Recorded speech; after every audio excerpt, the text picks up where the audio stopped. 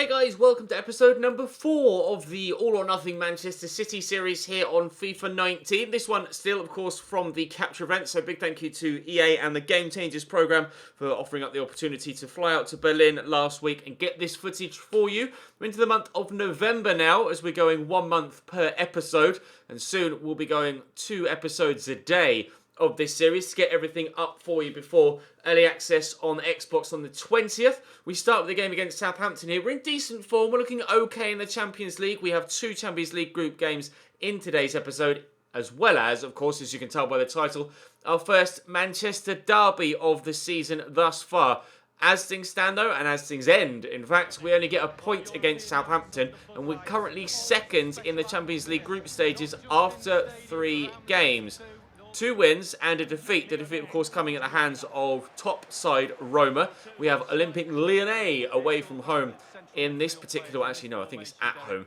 I think it was Memphis Depay up top with Mariano as well. Nabil Fekir sat in behind, and Zielinski in the midfield as well. The Pole, formerly of Napoli, who's an extremely good player. But you can see we're getting off to a decent-ish start. At least the ball is flowing about in the midfield quite well.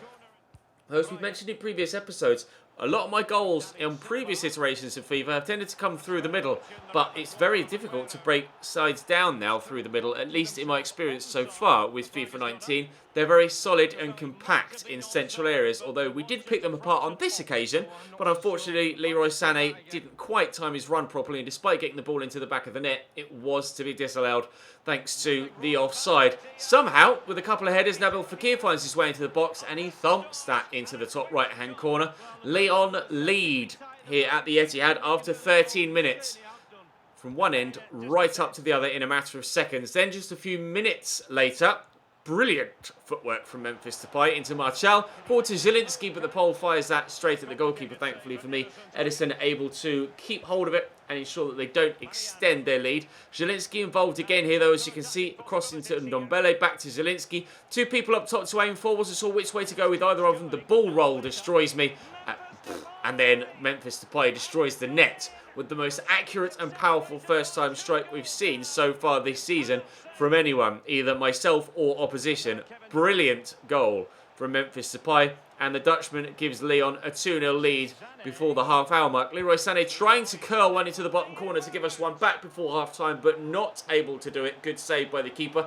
Still before the break, we're on the way forward again. Sergio Aguero to David Silva. Trying my best just to pick them apart. You can see just how many Lyon bodies are in the way. Sterling just turns and shoots. Rather than waiting to try and find the right pass or hold on to the ball a little bit too long and try and find a bit of space, he quite simply gets the ball under control and pings it as soon as physically possible, and it works. Keeper not quite in the right position, off the inside the post and into the far side netting. We have one back.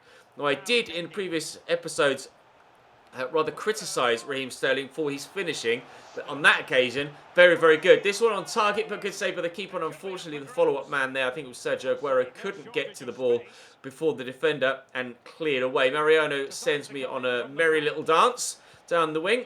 Played back to Toussaint, to Fekir, into the box to Memphis, spins on it and shoots in the same motion, and into the back of the net it goes. Lyon extend their lead back up to 2 goals. It does look like we're headed towards back-to-back defeats here in the Champions League.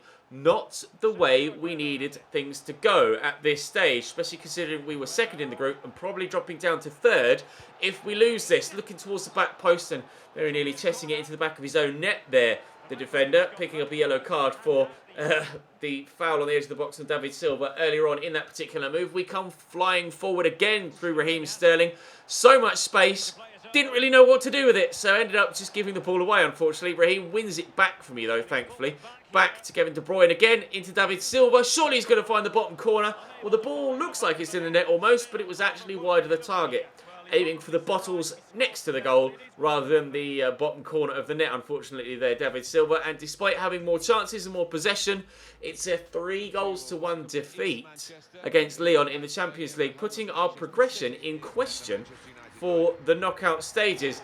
But we couldn't dwell on that too much longer because we had the game midweek against Manchester United in the Manchester derby, which I was not looking forward to after getting destroyed by Lyon, to be completely honest. Very strong side for them, although Phil Jones might be a weak point in their centre-back pairing. We'll have to wait and see if we can pick them apart in that particular area. Gabriel Jesus with superb footwork to get past Eric Bailly, but David De Gea in the way to deny me an early lead. Still, though, the pressure continues on the Manchester United goal. Kevin De Bruyne this time, the man playing it around the corner there to Jesus. Rides the challenge, cuts it back. And how I haven't gone 1-0 up there, I really don't know. David De Gea, 91 rated, the highest goalkeeper in the game.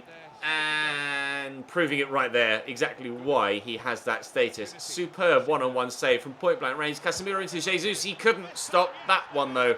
The Brazilian into the starting lineup for this one, and perhaps deservedly so, and earning that spot. Completely destroying Manchester United in this first half, but only able to get the one goal, which might cause me problems later in the game. I need to extend it. Especially after conceding 3 against Lyon, you'd have thought Manchester United would most certainly have caused me more problems at the back.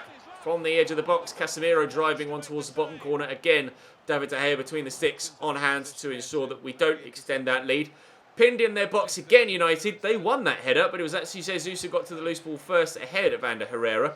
Ball across here to Kevin De Bruyne. He's got a great shot from distance, and how David De Gea reacted to leap away to that despite the big deflection. It's completely beyond me. What a goalkeeper David De Gea is in FIFA 19 so far in our experience. He was by a margin the best goalkeeper in my opinion, and that would be resoundingly followed up by everybody else that was at the capture event as well. David De Gea, a step and a class above everybody else in my experience and a number of others' experiences with our hands-on experience with the game so far. I understand I said the word experience a lot in that sentence, so I'll try not to use it again. Romelu Lukaku, though, not able to give Manchester United a goal back. They're getting to the ball first, but only able to flick it past the post, and as such, they weren't able to get themselves back in it. A slim margin of victory in a Manchester derby, but a victory nonetheless, and one that we most certainly deserved. We were on top for the majority of the game, if not all of it. And it would have been nice to have extended the lead a little bit further, but to be fair, a win is a win. Doesn't matter at this stage of the season how they come about, or in fact at any stage of the season how it comes about. As long as we get 3 points, that's fine. Moving into the final game of the episode here, simulated away from home against West Ham. Jesus on the score sheet again here as he gets the start, although this, as you can tell from the lineup, is the rotation squad. We were able to get ourselves a second just past the hour mark with Fernandinho, and I believe a third as well towards the end of the game, although that might have been a different one. Indeed it was. It was just a 2-0 victory here against West Ham United, and not only was I wrong about the scoreline, it wasn't even the last game of the episode either. Another group stage game in the Champions League, you can see, starts not having the best of times in the group stage so far. 5-0 defeat to Lyon, followed by a 3-0 defeat to Roma, but they were able to get a 2-2 draw against the Rome team in the previous game. So they weren't to be written off here start. We beat them 2-0 in our first Champions League group stage game. Unfortunately, I wasn't able to bring to you because of the technical issues. We get a 1-0 lead through Leroy Sané. As you can tell, it's my full-strength starting lineup. Jesus off the bench, and then subsequently on the score sheet again. And this time, we get the third goal. That's what I was thinking about earlier on, remembering it from editing. Leroy Sané with his second and our third of the game to give us all 3 points against IK Start this time around.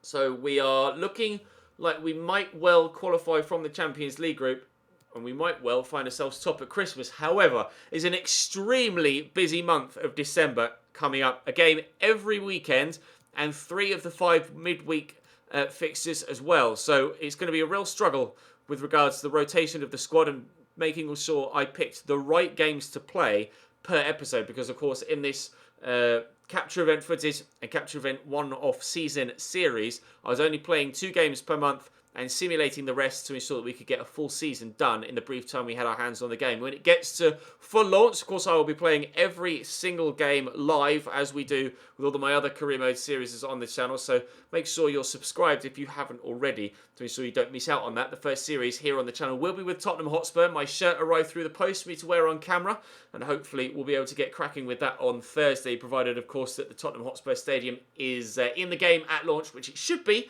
It will most certainly be in from day 1 on the 28th, but I'm hoping it will be in there from early access and isn't needed to be patched in on the day 1 patch. But we will have to wait and see. If that is the case, then the full career mode with Tottenham won't start until the 28th, till the game has the new stadium patched in, because it seems rather pointless to do a save with Tottenham and not use the new Tottenham Hotspur Stadium and still play at Wembley when there's a brand new stadium on the game. It just wouldn't make sense to play without having that in the in the mix. But that does mean that we'll have the opportunity to bash out Journey in that first week, and hopefully we'll be able to do the Tottenham series as well. We'll just have to play it by ear.